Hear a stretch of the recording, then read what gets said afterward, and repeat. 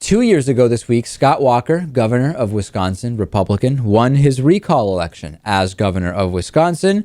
A woman slapped Scott Walker's opponent, Tom Barrett, after his concession speech. And since then, it really hasn't gone well for Scott Walker in Wisconsin.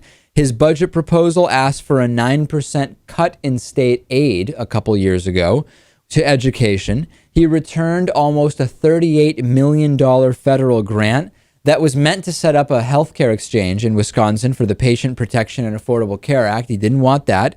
He rejected an $11 million federal grant, which was designed to improve Medicaid enrollment. We know that even though he promised hundreds of thousands of new jobs, he, of course, actually has overseen a decrease in jobs. It has been a terrible job situation in Wisconsin. So 2 years on, Lewis, and still fighting around so-called voter ID, it almost would have been better for Scott Walker not to win that recall. It definitely would have been better for the people of Wisconsin for Scott Walker not to have won the recall. Right. It doesn't seem like 2 years ago that happened because it was such a hot topic.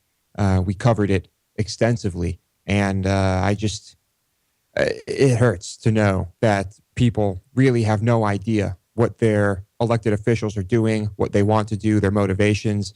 And so many people just check the box and elect this guy. Yeah. And there has to be some buyer's remorse going on. I mean, I know that so much Koch brother influence in Wisconsin just plasters everybody with all sorts of anti-union, anti-collective bargaining, anti-liberal everything. But there have to be reasonable people who recognize the damage that the Scott Walker regime has done to the state, and probably, I would guess, some at least certainly wish they had voted differently in the recall, if not originally for Scott Walker.